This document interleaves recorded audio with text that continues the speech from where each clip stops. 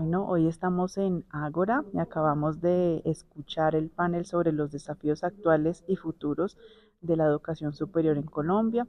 Y hoy nos acompaña precisamente Antonia Ágreda y ella es de la comunidad Inga.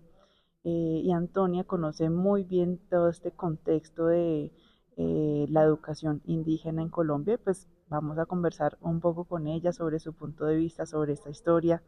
Bienvenida, Antonia. Muchísimas gracias, muy complacida de estar con ustedes hablando del tema de educación superior. Bueno, Antonia, cuéntanos cuáles han sido como esos principales hitos dentro de esta larga historia, porque nos mencionabas que han sido 50 años de esta perspectiva indígena de la educación, como esta transformación que se está dando. Bueno, sí, realmente Colombia tiene una gran eh, cantidad de experiencia en el tema de educación superior, pero sobre todo en la instauración de un modelo de educación totalmente distinta en la que los pueblos indígenas logramos avanzar en que no más exista la homogenización en el proceso de formación de las comunidades y de los pueblos indígenas. Nosotros llevamos 50 años realmente en varios avances, podríamos decir en varios hitos. Hay un primer hito en la que tenemos em, eh, unos inicios de reconocimiento en Colombia de que es necesario que la educación dirigida a los pueblos indígenas sea acorde a la cultura, a las lenguas, porque se estaban perdiendo absolutamente todas las lenguas, todo el tema de la costumbre, la cultura, porque veníamos en una transición histórica de homogenización muy fuerte y sobre todo de reducción y de integración a la vida de la sociedad civilizada, y por eso nos creían menores de edad.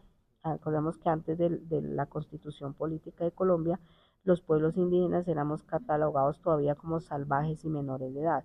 Y así venía la perspectiva de educación, así nos tenían en ese modelo educativo, entonces era más confesional, estaba más ligada a los convenios con la Santa Sede, cosas así que nos hacía que todavía nosotros nos sintiéramos como en otro espacio, en otro, digamos, en otro país. En ese luchar, digamos, esos hitos históricos que llamamos de lucha, pues los pueblos indígenas deciden en la constituyente entrar con tres perspectivas fundamentales. Uno, con la protección territorial, que eso los van a seguir escuchando hasta el final, incluso en esta época moderna. Dos, con el logro de una educación que permita la pervivencia de los pueblos indígenas. Cuando hablo de pervivencia es con todo, con desarrollo, con la forma de pensar, con la forma de sentir, con la forma de actuar, con el modelo propio que quisiéramos nosotros tener con nuestras lenguas. Y tres, digamos, impulsando un cambio de pensamiento, el chip a Colombia, porque dijimos que Colombia era pluriétnica y multicultural. Entonces, por eso decimos que estos sitios históricos que comenzaron hace 50 años están apuntando es a eso, a la transformación de esa sociedad que era homogénea antes de la Constitución Política de Colombia del 91 y que después decide ser pluriétnica y pluricultural, que eso tiene que tener una transformación total en el sistema educativo. Antonia, tú haces parte de la Universidad Inga que en este momento está materializándose. ¿Nos quieres contar sobre este proceso, en qué va, cuáles son sus principales retos, desde cuándo va a empezar a funcionar? Bueno, la Universidad INGA, digamos, en primero es una decisión colectiva. Esto es muy importante que se entienda. No es una decisión que parte de uno o tres personas o del escritorio. Es una decisión que parte desde el pueblo indígena Inga, que en este momento está constituido por 26.000 personas en Colombia y que teniendo en cuenta la sabiduría ancestral que aún poseen los mayores y que aún poseemos, hemos decidido tomar esa sabiduría y ponerla al servicio no solamente del pueblo inga, sino a nivel de la sociedad colombiana y del mundo. Por eso estamos hablando de una universidad biocultural, una universidad que permita realmente tener un relacionamiento distinto en la investigación, en el conocimiento, si se puede llamar, en lo que ustedes llaman conocimiento científico, para nosotros es de una manera distinta. En el relacionamiento tal vez de ese cambio que nosotros proponemos de protección territorial, pero que ya no puede ser solamente protección territorial, sino que haga conciencia a que el pueblo colombiano mire que precisamente en los territorios indígenas es donde se está gestando la vida. Es allí donde se está proponiendo realmente unas nuevas formas de relacionamiento, de conocimiento. No estamos de acuerdo con el racismo de conocimiento, con las formas de racismo. Queremos que esta universidad biocultural efectivamente pueda no solamente estar en el territorio, sino que también pueda ser conocido a través de nuestro territorio en otras partes del mundo. La universidad se viene gestando desde el 2017, va paso a paso. Primero tenemos que mirar cómo estamos instituidos nosotros al interior, porque no es una universidad de puertas cerradas.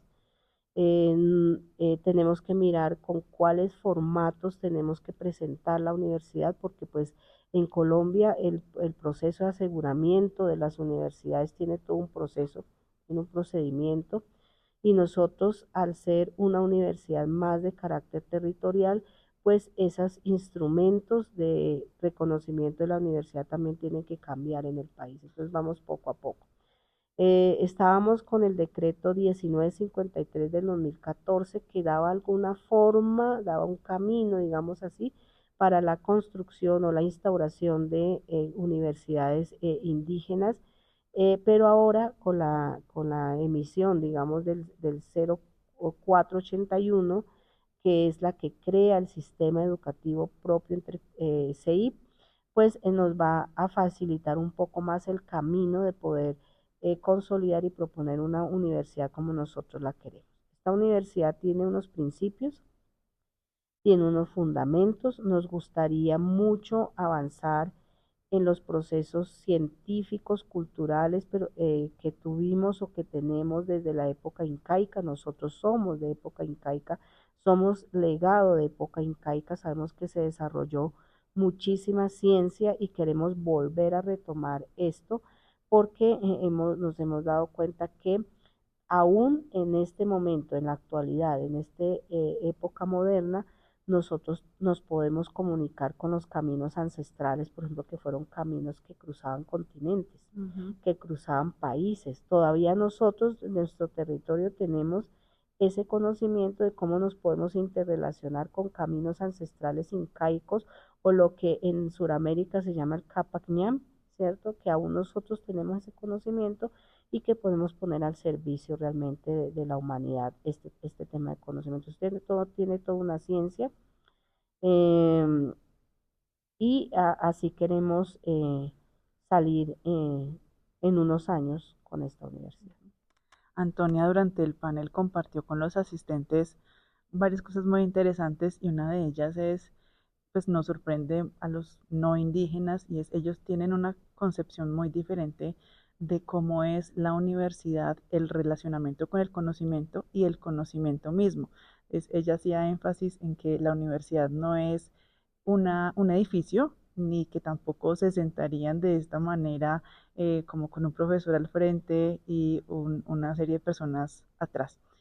Antonia, me gustaría que nos contaras como un detalle o un ejemplo que nos ayude a entender cómo ustedes ven el conocimiento, cómo se relacionan con el conocimiento.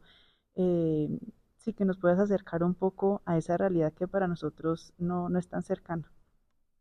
Bueno, para los pueblos indígenas, en particular para el pueblo inga, el conocimiento debe servir. Si el conocimiento no sirve a la vida, pues es un conocimiento que está en el vacío. Por eso, digamos que el tema fundamental aquí es la coherencia del conocimiento con la práctica que realizamos a diario, en nuestro mundo cotidiano, pero también en nuestro mundo comunitario. Entonces, el conocimiento para nosotros es aquel que nos permite transformar nuestra vida, nuestro entorno, pero también la que permite ser, la que sirve para que podamos nosotros pervivir en este planeta. O sea, el conocimiento para nosotros está ligado mucho a la vida, a las formas de vida, a las formas, digamos, de relacionarnos con el medio ambiente. Si tú destruyes el medio ambiente, ya no es ciencia, ya no tienes tú el conocimiento. Si no tienes la forma de cuidar, por ejemplo, las aguas, que es lo que permite dar la vida en este momento, ya no es ciencia, ya es algo que está destruyendo.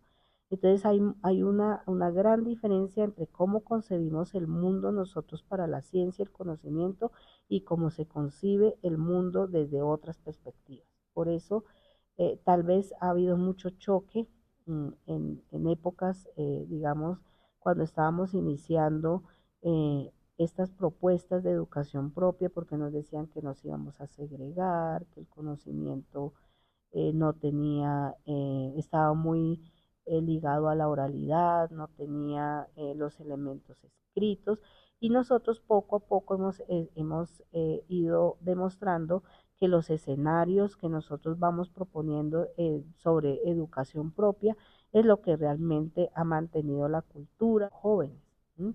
Que no son talleres, no es que a uno te vacían los talleres, es que tienes que comportarte de esta manera, no, son aprendizajes prácticos en donde tú estás practicando cómo te diriges al otro, cómo reaccionas ante una adversidad, cómo reaccionas frente a aquello que no conoces pero que te puede hacer daño, ¿sí?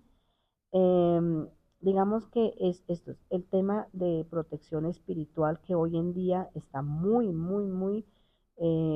digamos, vigente, y es todos los temas de salud mental, por ejemplo.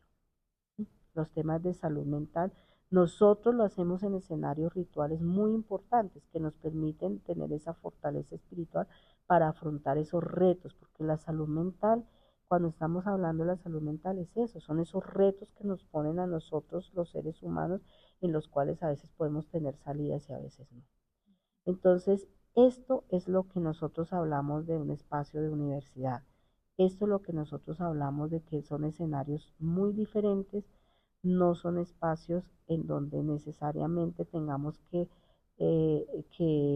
retomar los que son usualmente, sino que son otro tipo de escenarios donde no necesariamente vamos a tener un campus físico, sino puede ser el territorio. Gracias, Antonia. Y ya para cerrar, que tú nos contabas hace un momento que pasaste por la ESAP, cuéntanos brevemente cómo fue tu paso por la Escuela Superior de Administración Pública. Bueno, allí lo que tuve fue la posibilidad de compartir algunas horas de cátedra con el programa Diplomados para las personas de instituciones, para sensibilizar frente a los temas de adecuación institucional para asumir la perspectiva diferencial, ¿no? Entonces allí hicimos unos diplomados y pues hablamos de estos temas, ¿no? De cómo la adecuación institucional para asumir lo diferente, parte sobre todo de una decisión política, tal vez institucional, de cada una de las instituciones, de querer cambiar y asumir la diferencia con otros ojos y otra perspectiva. Entonces eso es lo que yo hacía, compartir en unos diplomados este tema de lo diferente. Bueno, gracias, Antonia, por haber conversado con nosotros en Radio ESAP. Y bueno, te dejamos para que continúes disfrutando de esta conferencia Claxo. Muchísimas gracias a ustedes.